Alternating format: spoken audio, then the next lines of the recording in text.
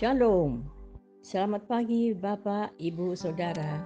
Terima kasih telah bergabung bersama kami dalam Renungan Harian Jemaat GKJ Bandung. Bersama kita akan mendengarkan firman Tuhan dan merenungkannya.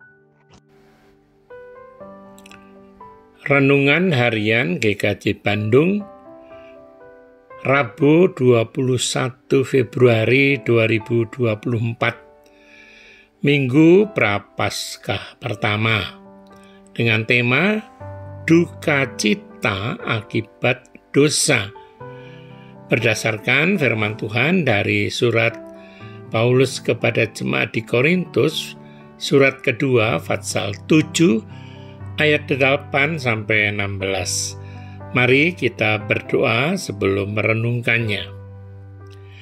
Tuhan yang Maha Baik, terima kasih untuk hari yang baru ini. Masuklah ke dalam hati kami, menenangkan dan menjernihkan pikiran untuk mampu mengambil keputusan-keputusan yang baik untuk semua pihak, keputusan yang sesuai dengan kehendak-Mu. Amin. Saudara-saudara yang dikasihi Tuhan, menegur kesalahan orang memang bukan hal yang menyenangkan. Malah bukan tidak mungkin hal itu akan berdampak buruk pada hubungan baik yang sudah tercipta sebelumnya. Maka tidak sedikit orang yang memilih diam pada saat orang lain berbuat salah. Paulus juga sempat menyesal karena telah melakukan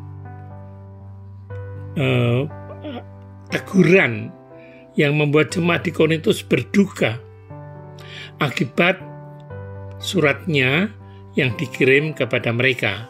Kita baca ayat yang ke-8 dari bacaan tadi.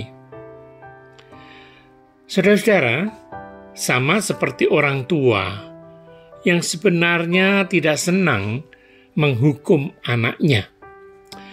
Begitulah perasaan Paulus terhadap jemaat Korintus saat dia harus menegur mereka. Namun ia bersuka cita karena meski jemaat Korintus semula berduka cita, mereka kemudian bertobat. Itu di ayat 9. Paulus menyebut duka mereka sebagai duka menurut kehendak Allah. Karena duka semacam itu memimpin orang kepada pertobatan. Perhatikan ayat 10 dan 11. Paulus bersyukur karena ciri-ciri pertobatan sejati itu ada pada mereka. Terlihat bahwa teguran Paulus menghasilkan buah. Tidak saja jemaat berubah menjadi makin murni, dan sambutan mereka pada Titus pun menyatakan perubahan tersebut. Lihat pada ayat yang ke-12. Akhirnya, Paulus mempercayai jemaat Korintus sepenuhnya. Itu kita lihat di ayat 16. Ia yakin akan kemurnian iman mereka. Ia yakin akan pertobatan mereka. Pengalaman Paulus memperlihatkan kepada kita bahwa tidak ada salahnya bila kita menegur orang yang melakukan kesalahan.